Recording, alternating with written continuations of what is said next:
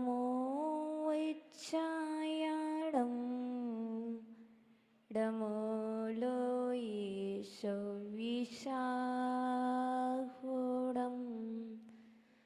वैक्तामरपणतमा लिमणे प्रभाणा मुत्योतकं दलिते पितामोहितानं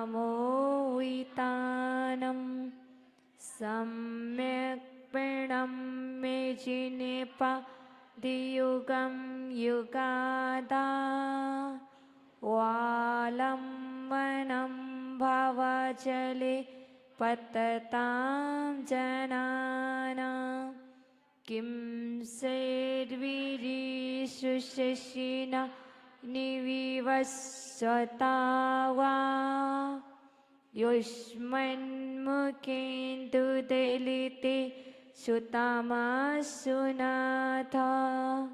निस्पन्नशालिवनिसा लेनि जीवे लोके कार्यं कियज्जले धरे जले वारिनं रे उरी देवादिदेवी कजल मूल नायक श्री सुमतिनाथ भगवान की उरी देवादिदेवी कजल प्रथम तीर्थंकर आदि ब्रह्मा आदिनाथ भगवान की परम पूजनीय आचार्य वन श्री मानतंग स्वामी की परम पूजनीय आचार्य वन श्री गुरुदेव विभव सगज गुरुदेव की जय। जय बोलो परम पूज्य श्रमणी हरिका 105 श्री रामशी माता जी की जय। हरिका संघ की जय। जयकारा गुरु माँ का जय जय गुरु माँ। प्रिय आत्मन, कल हम सभी ने भक्तम्बर स्तोत्र के माध्यम से 18वें नंबर काव्य को देखा था, जिसमें देखा था आपका जो मुखमंडल है वह अद्भुत है, जो कभी अस्त नहीं होता है, अर्थात सदा उदित रहता है। ऐसा आपका अद्भुत मुखमंडल है। आज हम 19वें काव्य में प्रवेश पा रहे हैं, जो अंधकार को हरने वाला है, तम को हरने वाला है। तम मीन्स अंधकार होता है, क्योंकि कुछ शब्दों के अर्थ जानते जाओ। तम अंधकार, हारी हरण करने वाला। मैं पूछ सकती हूँ तमहारी काव्य कौन सा है? तमहारी काव्य, तमहारी मुखमंडल, ये 19 नंबर काव्य है, जिस काव्य के स्मरण से अज्ञान रूपी अंधकार दूर होता है। तमिस अंधकार, हारी मिस हरने वाला, अंधकार को हरने वाला, प्रकाश की ओर ले जाने वाला यह आपका मुखमंडल है। ऐसा इस 19 नंबर काव्य में आचार्य भगवान मानतुंग स्वामी बतलाते हैं। जैसे ट्यूबलाइट का प्रकाश होता है तो अंधकार क्षय को प्राप्त होता है, उसी तरह भगवान के मुखमंडल को देखते हैं तो मोह रूपी अंधकार दूर चला जाता है। ऐसे ही इस काव्य के माध्यम से हमें अपने अज्ञान रूपी अंधकार को दूर करना है और अपने जीवन में ज्ञान का प्रकाश करना है। इसलिए हम और आप मानतुंग स्वामी की शरण में आए हैं। देखो, विद्या दो प्रकार की होती है। विद्या दो प्रकार की होती है, एक सम्यक विद्या, एक कुविद्या। एक अच्छी विद्या, एक बुरी विद्या। ठीक है ना। प्रभाव दोनों का पड़ता है। विद्या तो विद्या है, पर प्रभाव दोनों का पड़ता है। जैसे अच्छी विद्या का प्रभाव अच्छा पड़ता है, तो बुरी विद्या का प्रभाव जीवन में बुरा पड़ता है। जैसे आपने सुना होगा, किसी ने विद्या के द्वारा उसको बंधी बना लिया। किसी ने मंत्र विद्या के द्वारा किसी को अचेत कर दिया, किसी को बंदी बना लिया। ये सब बुरी विद्याओं का प्रभाव पड़ता है और आपको डर लगता कहीं वहाँ जाने से कोई मेरे ऊपर ऐसा ना कर दे। तो ये जो 19 नंबर का है, तंत्र प्रभाव उच्चाटक। पर विद्या, यदि कोई विद्या कर रहा है, यदि मान के चलिए कोई बुरी विद्या छोड़ रहा है, और यदि आपने इस काव्य से रक्षाओं कवच तैयार कर लिया है, तो वो विद्या आएगी, लेकिन आपको स्पर्श भी नहीं करेगी और पहले ही निकल जाएगी। जैसे आपने बच्चों कंप्यूटर देखा, जब अपन क्या करते हैं कंप्यूटर पे ना फोटो कट करते हैं ना, तो क्या होता है, एक सर्कल घूमता है, उसके ब्लैक एक ब्लैक राउंड बनता है ना। ऐसी मान के चलिए कि वो जैसे ही अपन ने रक्षा कवच तैयार किया, वक्तम्बर स्त्रोत के 19 काव्य को अपन ने पढ़ा। कैसे पढ़ेंगे, और अपन अपनी बॉडी का स्पर्श करके अपन एक सर्कल तैयार कर लेंगे, रक्षा कवच तैयार करेंगे। और वो भी कितने कलर से? 5 कलर से। पंच परमेष्ठी के 5 कलर होते हैं। ठीक है। और नमो लोये शब्द सावड़म कौन सा कलर होता है? Black blue. ठीक है ना। ब्लैक और ब्लू, ये सारे नमो लोये शब्द सावड़म का। ऐसे ही इस 19 नंबर काव्य को 5 बार पढ़ना है। कितने बार? 5 बार पढ़ना है। और जैसे ना अपन कंप्यूटर में क्या करते हैं, जो फोटो कट करते हैं ना फिक्स, तो क्या होता है, एक आउटलाइन ऐसी ऐसी घूमती ना। तो जैसे ही हमने एक बार पढ़ा, तो नमो अर्यंताणम कौन सा कलर है? नमो अर्यंताणम कौन सा कलर?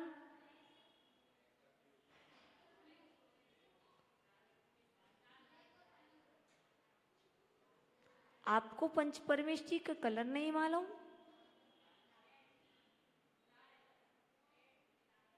सिद्धों का लाल है। ठीक है ना। ठीक है ना। तो आपको 5 कलर, नमो अर्यंताणम, नमो सिद्धाणम, नमो आयरियाणम, नमो वज्जाणम, नमो लोहे सब, तो 5 कलर से क्या करना है?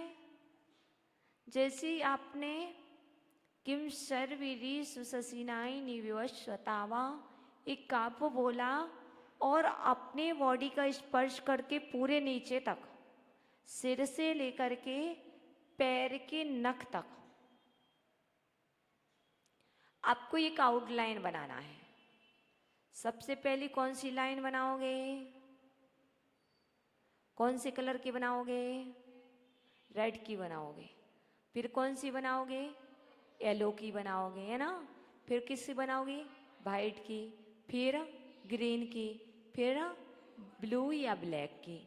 लास्ट में आप जो 5 आउटलाइन बनाएंगे, first second, first red, second yellow, third white, fourth green और फिफ्थ ब्लैक या ब्लू, इस तरह से 5 बार बोल करके आप अपने रक्षा कवच के एक रक्षा कवच तैयार करोगे अपनी बॉडी का।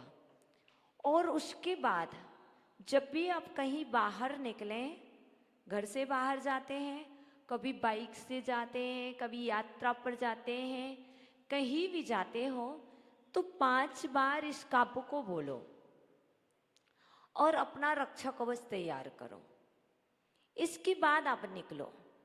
और यदि कोई कुछ भी फेंके, कैसी भी मंत्र विद्या कुछ भी करे और वो मंत्र आपकी बॉडी का स्पर्श नहीं करेगा, क्योंकि सबसे पहले ब्लैक कलर है। सबसे पहला उसके लिए यदि प्रवेश करना है ना, तो कौन सा कलर है? ब्लैक कलर है। क्योंकि नमो लोए सब साउणम, ये ब्लैक कलर का स्पर्श करेगा लेकिन प्रभाव नहीं पड़ेगा। फिर उसके बाद ग्रीन है, फिर उसके बाद वाइट है, फिर उसके बाद नहीं ग्रीन है, फिर वाइट है, फिर येलो है, फिर रेड है। और रेड कलर का यदि बाकी सबका स्पर्श करे, रेड का करेगा ना, तो वो स्वयं बस में हो जाएगा। अर्थात कोई भी विद्या, वो विद्या बुरी विद्या का प्रभाव आपके ऊपर नहीं पड़ सकता है, ये आप विश्वास रखें। इस काव्य में, इस स्तोत्र में वो शक्ति है। मात्र आपको रक्षा कैसे करना है, ये आपके लिए है। आप जब भी निकलें पहले 5 बार बोलें, और 5 बार बोलने के बाद रिद्धि और मंत्र भी बोलें। रिद्धि और मंत्र भी बोलें, क्योंकि जब रिद्धि और मंत्र का उपयोग करोगे तो क्या होगा? आप रक्षित हो जाओगे। जैसे जब सर्दी में बाहर निकलते तो मम्मा क्या कहती है? कान में कुछ लगा ले, हैंड सॉक्स पहन ले, पैर में सॉक्स पहन लो, स्वेटर पहन लो। क्या कहती है? क्योंकि सर्दी ना लग जाए।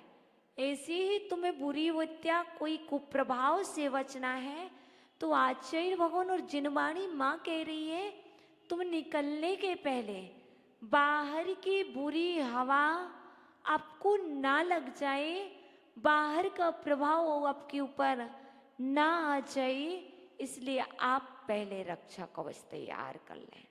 और वह रक्षा कवच है, किम सर्वेरेषु शशिनाहिनी विवस्वतावा युष्मन मुखेन्दु दलिते सुतमः सुनाथा निष्पन्न सालिव निशाल निजीव लोके कार्यम कियज्जलधरे जलभारे नम्रे।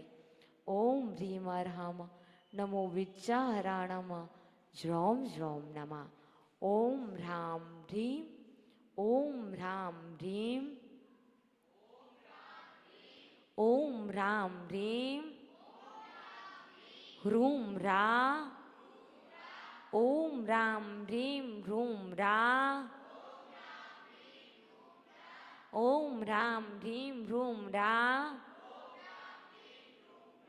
याच्छा, याच्छा ह्रीम वषट नमः। ओम ह्राम ह्रीम ह्रूम ह्रा, याच्छा ह्रीम वषट नमः। याच्छा ह्रीम वषट नमः। ह्रीम वषट नमः। ओम ह्राम ह्रीम ह्रूम ह्रा, याच्छा ह्रीम वषट नमः। ये मंत्र है। ये कौन सा मंत्र है? रक्षा कवच का मंत्र है। इस मंत्र से और 19 नंबर का आपको सिर्फ 5 बार बोलना है। श्रद्धा से बोलना है। जिसे आपको श्रद्धा है कि बरसात हो रही है तो मैं छाता लेंगे तो अवश्य मैं पानी से बच जाऊंगा। श्रद्धा है ना कि बारिश तेज है और यदि छतरी लगा लेंगे तो हम बारिश से बच जाएंगे। इसी तरह आपको रक्षा कवच तैयार करना है और आपको ये श्रद्धा रखना है, कोई भी विद्या का प्रभाव मेरे ऊपर नहीं आएगा क्योंकि मेरे पास रक्षा कवच है। मैंने रक्षा कवच पहन करके घर से निकला हूं। मैं रक्षा कवच तैयार करके युद्ध के मैदान में आया हूं। इसलिए आप जब भी निकलें, चाहे मंदिर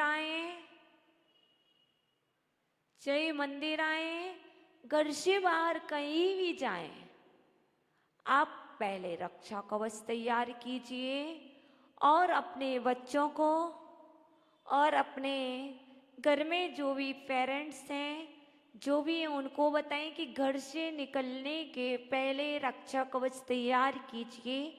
इसके बाद ही हम घर से निकलेंगे। मंत्र याद हो गया? ओम राम रीम रोम रा या छा ह्रीम बसट नमः।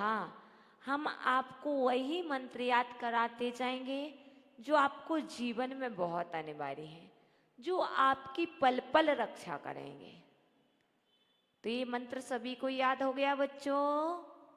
ओम राम रीम रोम रा या छा ह्रीम बसट नमः। ओम राम रीम रोम रा या छा ह्रीम बसट नमः। ओम ह्रीम अरहम नमो विद्याहराणम ज्रौं ज्रौं नमः। ये रिद्धि हुई।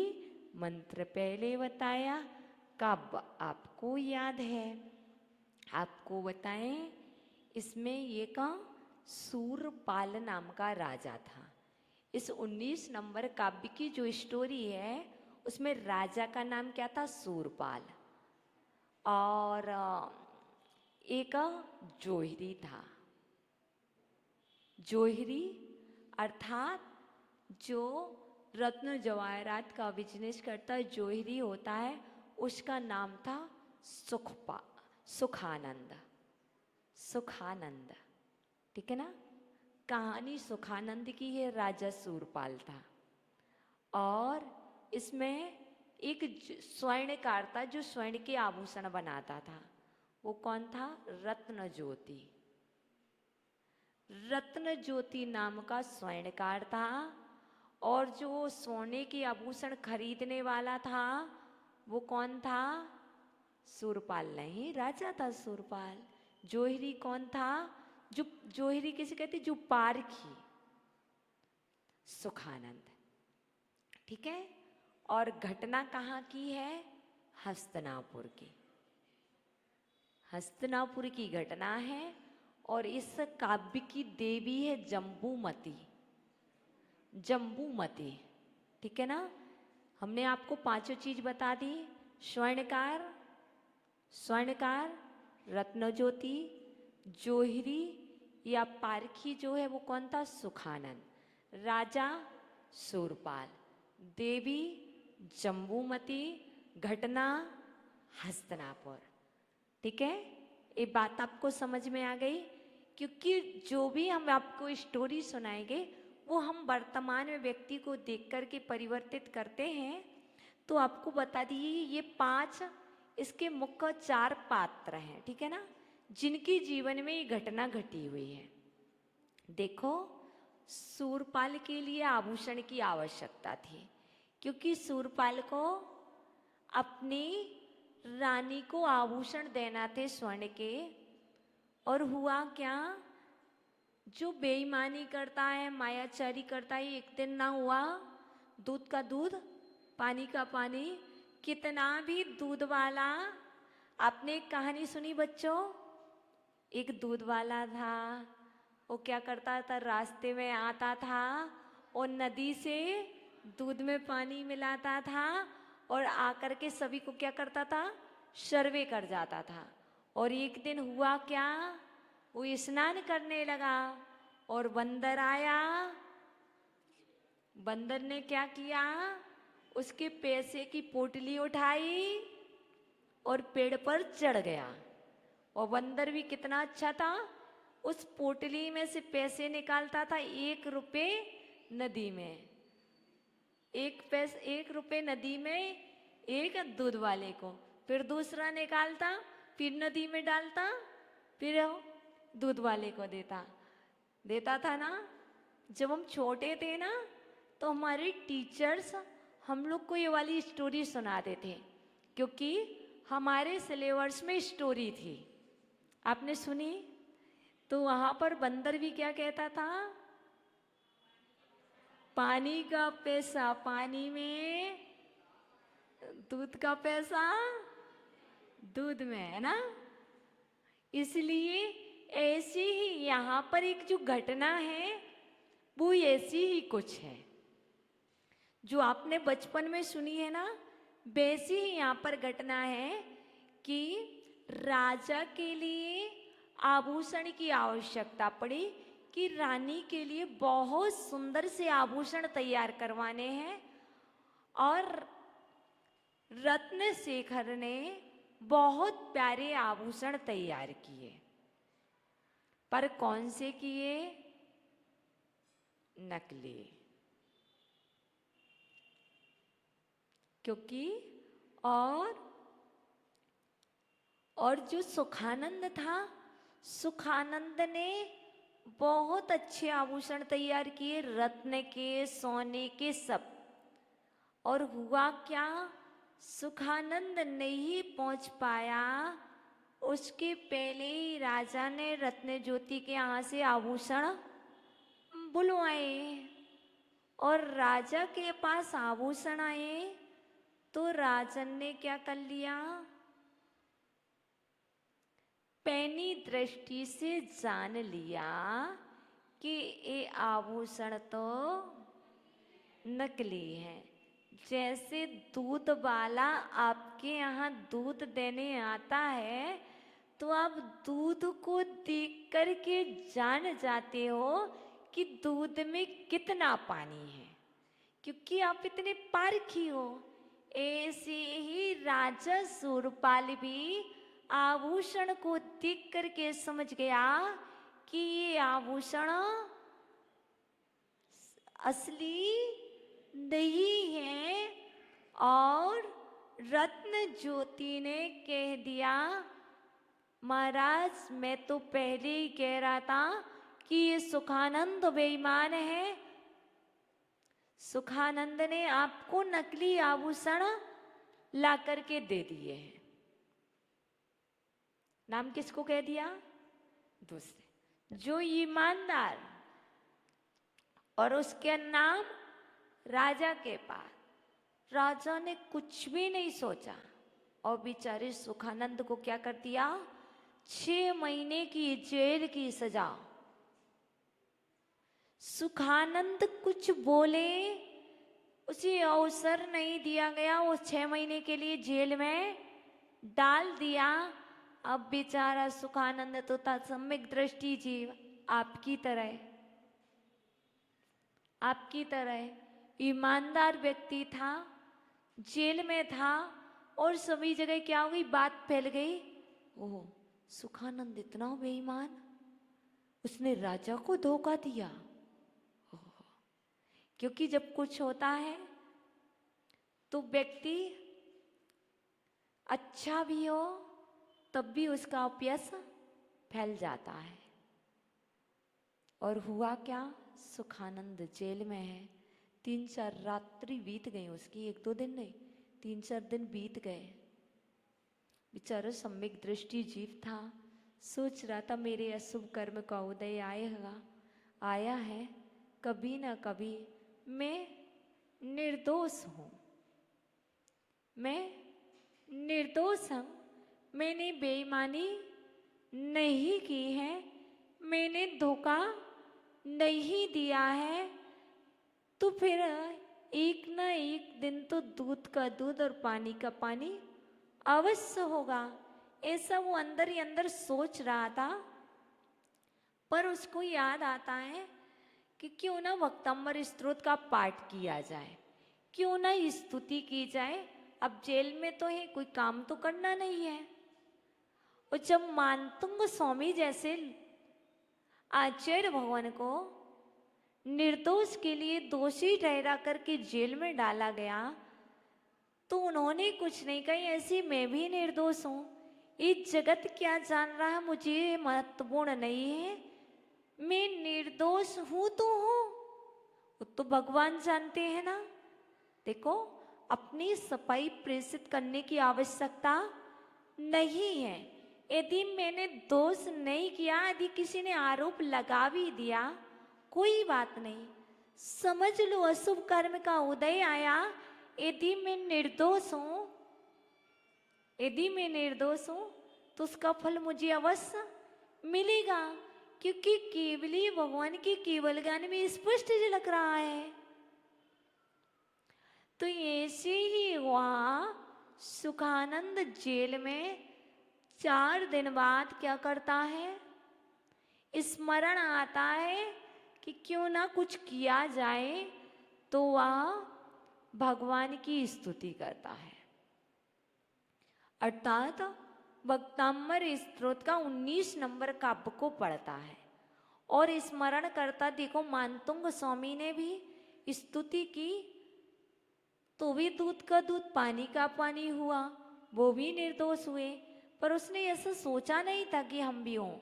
बस ये श्रद्धांता, मैं अच्छा हूं, मैंने गलत नहीं किया, मैंने दोष नहीं किया।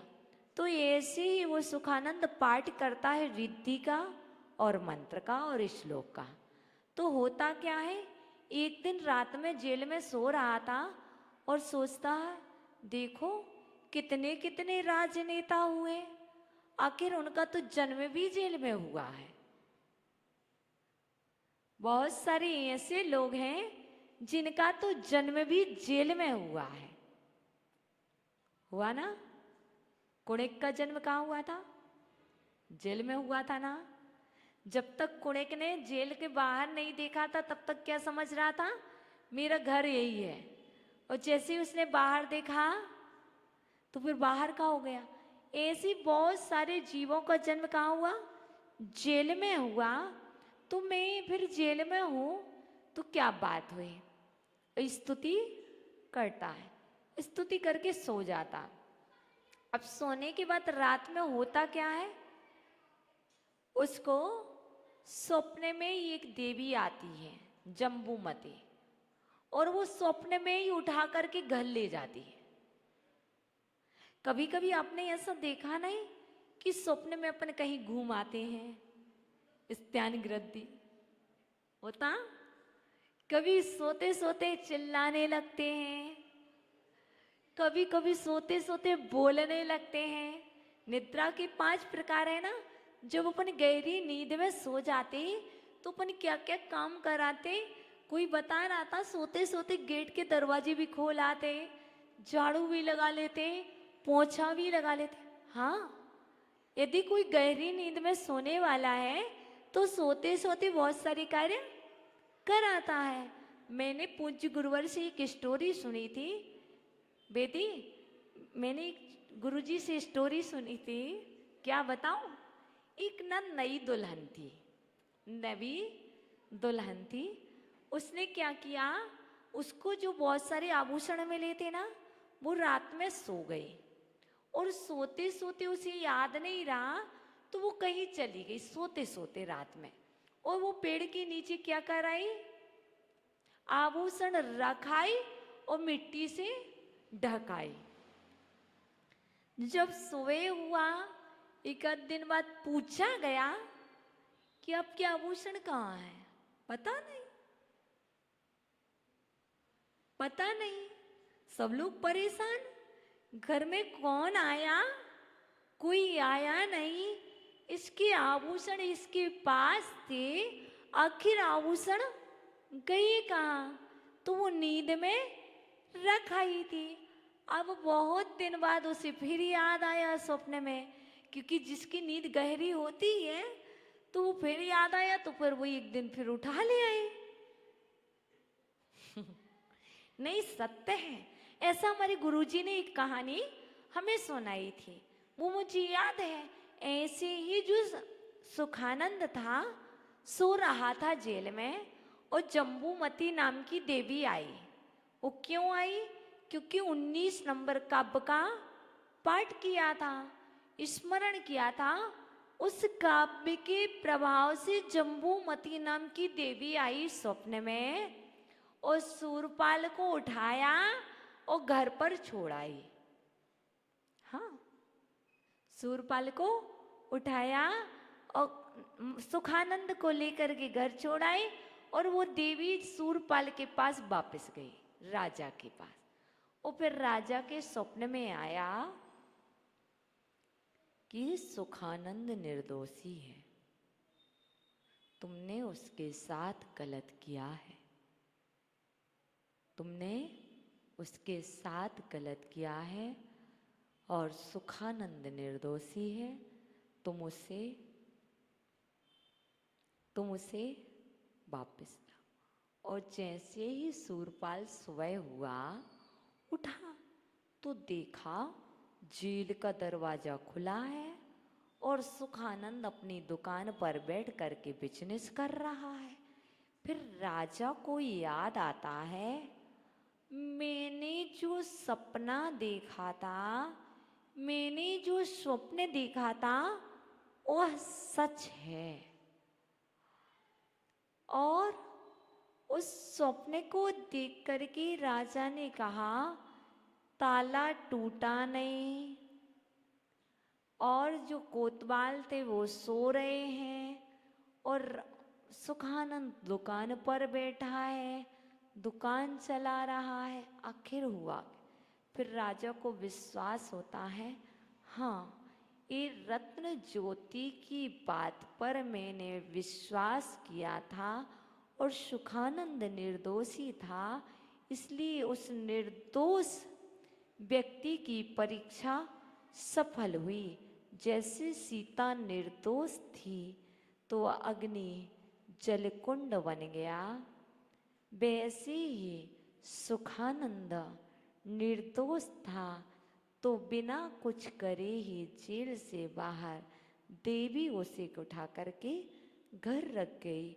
ऐसे ही यदि आप जीवन में निर्दोष सत्य का सहारा लेते हैं तो देवी ना आए तो कोई व्यक्ति आकर के आपको देवी और देवता के रूप में मदद कर जाएगा। ऐसा वर्तमान में देखा जाता है, क्योंकि देवियों के पास वो शक्ति होती है कि आपके पड़ोसी की बुद्धि पलट दें। किसी न किसी की बुद्धि पलट सकते हैं, और वो निमित्त बन करके आपके पास आकर के वो एक कार्य करा देते हैं।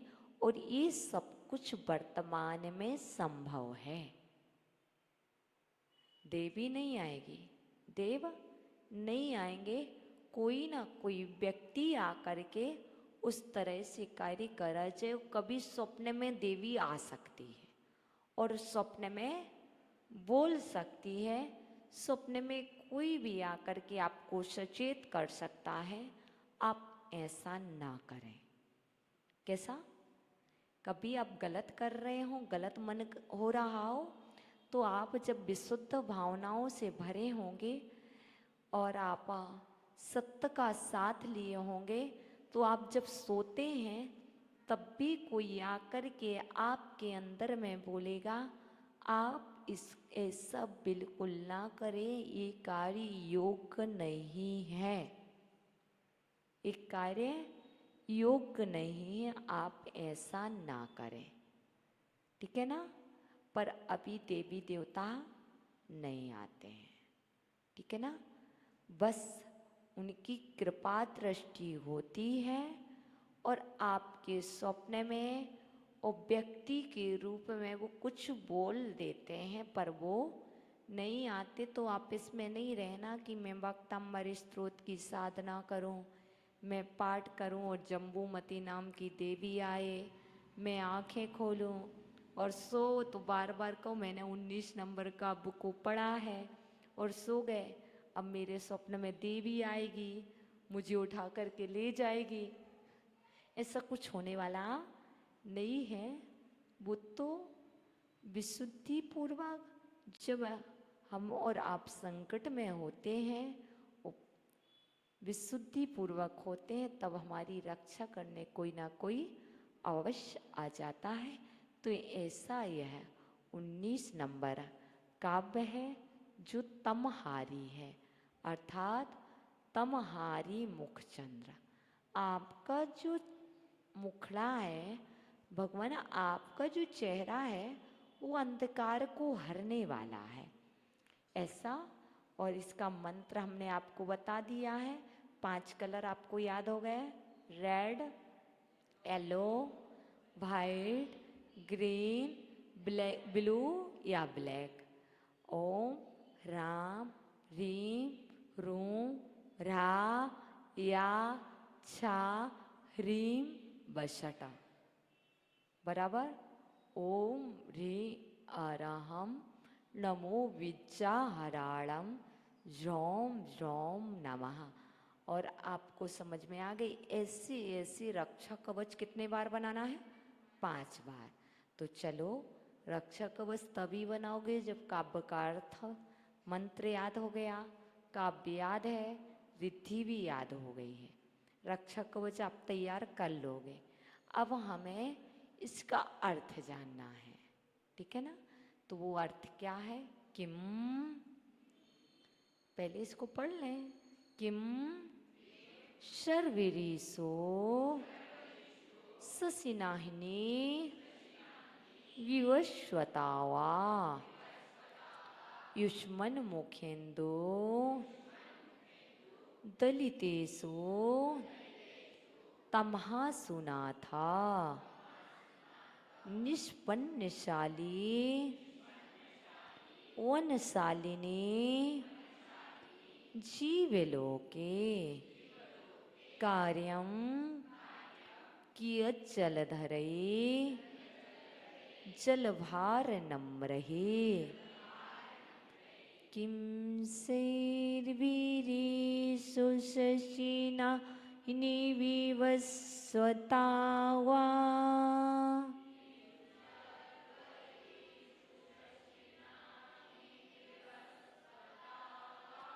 युष्मन्मुखेन्दुदलितेषु तमासु नाथ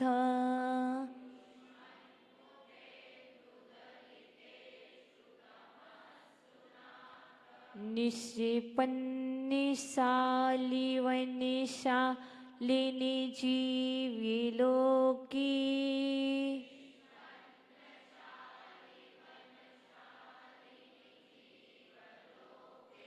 कार्यं कियच्चलधैर्ये जले भारि नम्रहे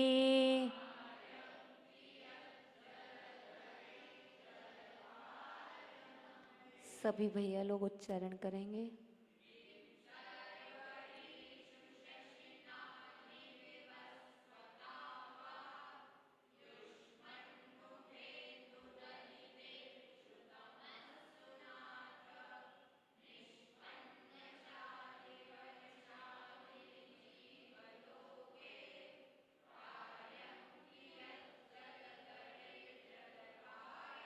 सभी बच्चे और सभी माताएं।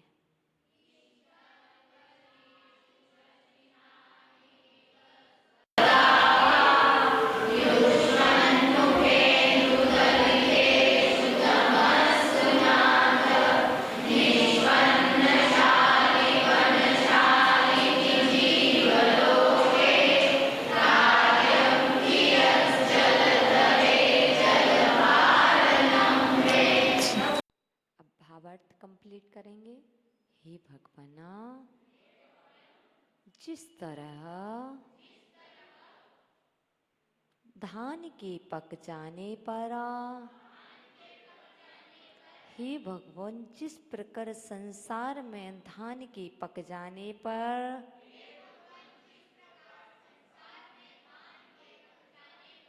हे भगवान, जिस तरह संसार में धान के पक जाने पर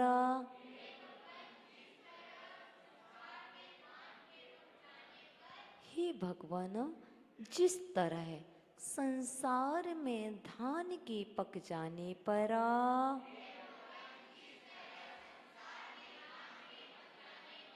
हे भगवान, जिस तरह संसार में धान के पक जाने पर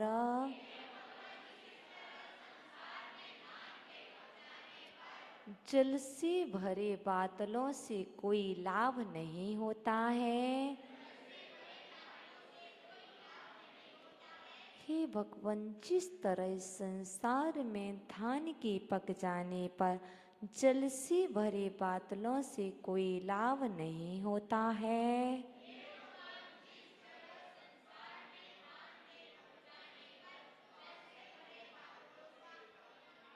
जल से भरे बादलों से कोई लाभ नहीं होता है। कंप्लीट। हे भगवान, जिस तरह संसार में धान के पक जाने पर जल से भरे बादलों से कोई लाभ नहीं होता, उसी तरह आपके मुखचंद के द्वारा उसी तरह आपके मुखचंद्र के द्वारा अंधकार के नष्ट हो जाने पर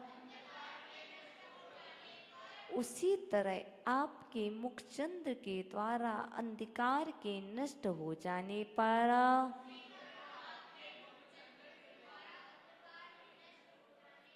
उसी तरह आपके मुखचंद्र द्वारा अंधकार के नष्ट हो जाने पर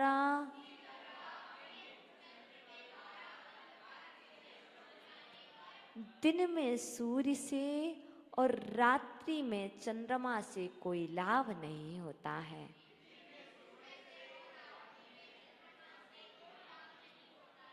हे भगवान, जिस तरह संसार में धान के पक जाने से जल से भरे बादलों से कोई लाभ नहीं होता है, उसी तरह आपके मुखचंद्र के द्वारा अंधकार के नष्ट हो जाने पर दिन में सूर्य से और रात्रि में चंद्रमा से कोई लाभ नहीं होता है। बता तो।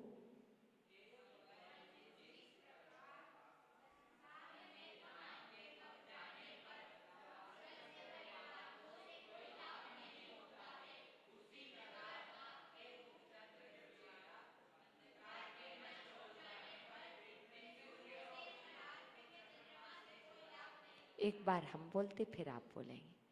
हे भगवान, जिस तरह संसार में धान के पक जाने पर और जल से भरे बादलों से कोई लाभ नहीं होता है, ठीक उसी तरह आपके मुखचंद के द्वारा अंधकार के नष्ट हो जाने पर दिन में सूर्य से और रात्रि में चंद्रमा से कोई लाभ नहीं होता है।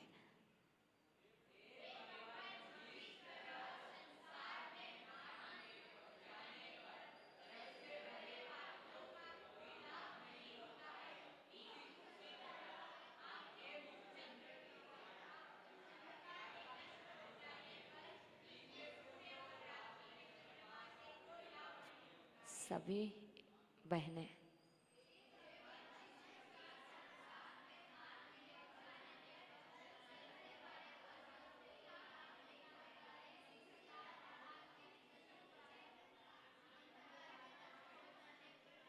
आपके मुखचंद के द्वारा अंधकार के नष्ट हो जाने पर दिन में सूर्य से रात्रि में चंद्रमा से कोई लाभ नहीं होता।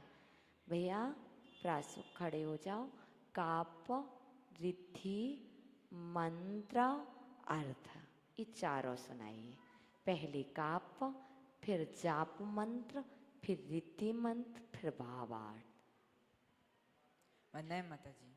किम सर्वरेषु शशिनान्हि विवस्वता वा युष्मन्मुखेन्दुदलितेषु तमस्तु नाथ निष्पन्नशालि वनशालिनि जीवलोके कार्यं कियज्जलधरेर्जलभारनम्रे। जाप मंत्र ओम राम ह्रीं रूं रः या छा ह्रीं वषट् नमः। रिद्धि ओम ह्रीं अरहं विद्याहराणं ज्रोम ज्रोम नमः। अर्थ हे भगवान, जिस तरह संसार में धान के पक जाने पर जल से भरे हुए बादलों से कोई लाभ नहीं होता है, उसी तरह आपके मुख चंद्र के द्वारा अंधकार के नष्ट हो जाने पर दिन में सूर्य और रात्रि में चंद्रमा से कोई लाभ नहीं होता है। बहुत अच्छा। आड़ जाओ, नहीं आया आज, स्पर्शी खड़े हो जाओ। स्पर्शी चारों चीज वंदामी सुनाएंगे। काव्य किं शर्वरीषु शशिनान् हि विवस्वता वा युष्मन्मुखेन्दुदलितेषु तमसु नाथ। युष्मन्मुखेन्दुदलितेषु तमसु नाथ। निष्पन्नशालि वनशालिनि जीवलोके जाप्य कार्यं की अज्जलधरे जलभारनम्रे। जाप्य ओम राम ह्रीं रूं रः या छा ह्रीं वषट् नमः। रिद्धि ओम ह्रीं अरहं विद्याहराणं ज्रौम ज्रौम नमः। अर्थ हे भगवान, जिस प्रकार संसार में धान के पक जाने पर जल से भरे बादलों का कोई लाभ नहीं होता है, उसी प्रकार आपके मुख चंद्र के द्वारा अंधकार के नष्ट हो जाने पर दिन में सूर्य और रात में चंद्रमा का कोई लाभ नहीं होता है। बहुत अच्छा। आज द्रव्य खड़े हो जाओ, आज आपका कमजोर रहा। वंदामी माता जी। किं शर्वरीषु शशिनानि विवस्वता वा युष्मन्मुखेतु दलितेषु तमसु नाथ। निष्पन्नशालि वनशालिनि जीवलोके कार्यं कियज्जलधरे जलभारनम्रे।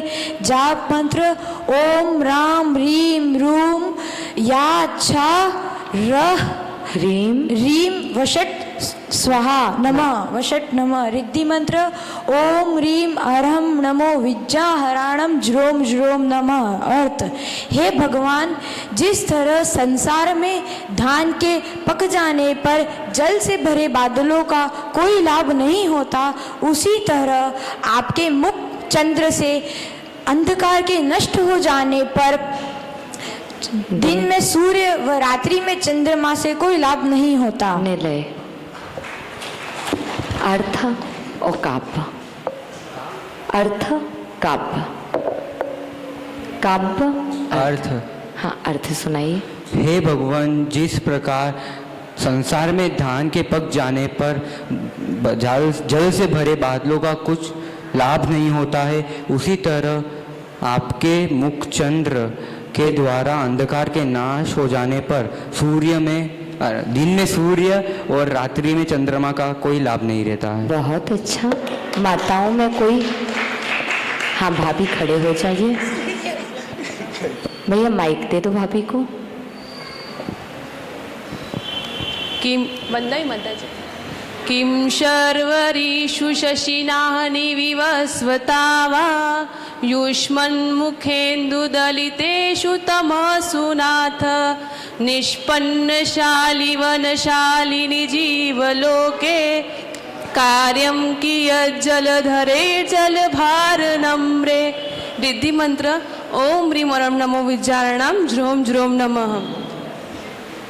और जाप मंत्र ओम राम ह्रीं रूं रः यक्षा ह्रीं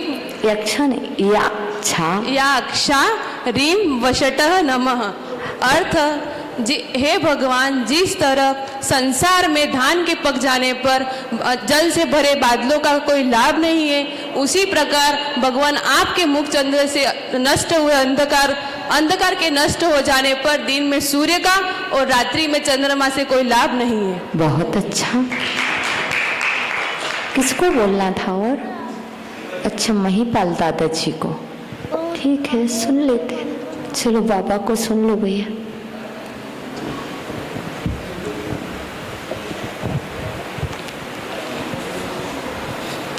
वंदन माता जी।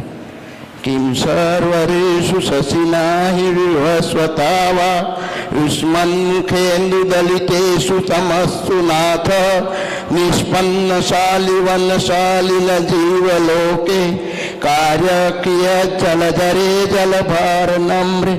अर्थ है, हे भगवान, जिस तरह संसार में धान के पक जाने पर जल से भरे बादलों का कोई लाभ नहीं होता है, उसी तरह आपके मुख चंद्र से अंधकार को नष्ट हो जाने पर दिन में सूर्य और रात में चंद्रमा का कोई लाभ नहीं होता है। बहुत अच्छा।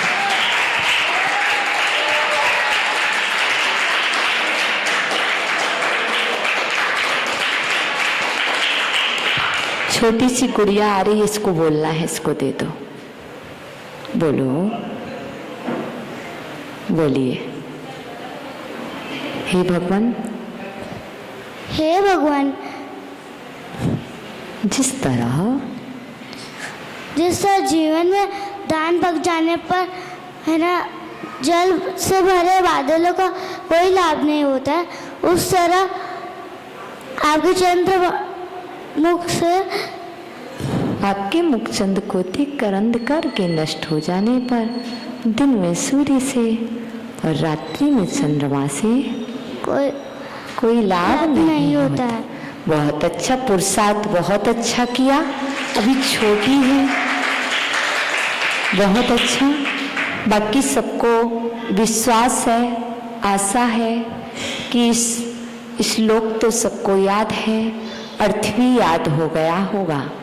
हो सकता है कोई सुना नहीं पाता होगा, शब्दों में व्यक्त नहीं कर पाता होगा, पर याद सभी को हो गया होगा, ये हमें विश्वास है।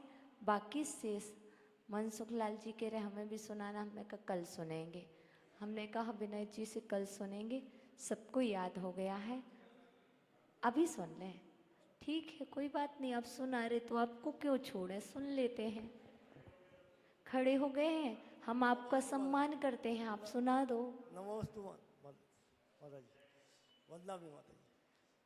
किम सर्वऋषु शशिनान हि विवस्वता वा युष्मन्मुखेन्दुदलितेषु तमसु नाथ निष्पन्नशालिनि वनशालिनि जीवलोके कार्यकिय जलधरेर्जलभारनम रहे। हे भगवान, जिस तरह संसार में धान के पक जाने पर जल से भरे बादलों का कोई महत्व नहीं है, इसी तरह आपके मुख चंद्र से मतलब अंधकार के नष्ट हो जाने पर मतलब दिन में सूर्य का और रात में चंद्रमा का कोई वजूद नहीं है। बहुत अच्छा, बहुत अच्छा। बस इसी बात की खुशी है कि आप पढ़ो किम सर्वरीसु शशिना। जैसे ही ये काव्य पढ़ो और अर्थ आपके अंदर में झूले, ये भाव रखते हैं, बहुत अच्छा। हे भगवान, जिस तरह संसार में धान के पक जाने पर जल से भरे बादलों से कोई प्रयोजन नहीं होता है, ठीक उसी तरह है आपके मुखचंद के द्वारा अंधकार के नष्ट हो जाने पर दिन में सूर्य से और रात्रि में चंद्रमा से कोई लाभ नहीं होता है। ओम नमः। जिन वाणी स्तुति करेंगे बोधि समाधि परिणाम शुद्धि स्वात्मोपलब्धि शिव सौख्य सिद्धि चिंतामणिम चिंतित वस्तुदाने तम वंदमानस्त ममास्तु देवी। आपको बता दें, रक्षाबंधन महापर्व आ रहा है, जिसमें हमने कहा था राखी बनाओ प्रतियोगिता। जिन्होंने निर्वाण महोत्सव पर लड्डू बनाए थे उन सब के पुरस्कार आपको रक्षाबंधन पर आगामी प्रोग्राम में दिए जाएंगे। हो सकता है पर्यूषण में तैयारी हो चुकी है। जिन्होंने 7 लोगों ने लड्डू बनाए थे उन सबके पुरस्कार पर्यूषण में दिए जाएंगे। इसी प्रकार राखी बनाओ, जितनी भी राखी आएंगी उन सबके घोषणा और लड्डू के प्रतियोगिताओं की घोषणा भी एक साथ की जाएगी। आप लोगों को मालूम है परसों रक्षाबंधन महापर्व है और आप सभी अपने अपने मंगलमय भावों को सजा करके ला रहे हैं। तो आप राखी सजाओ प्रतियोगिता में अधिक से अधिक भाग लें। इस तरह की भावना शेष आपके लिए श्रीमान जी बतलाएंगे। ओम नमः।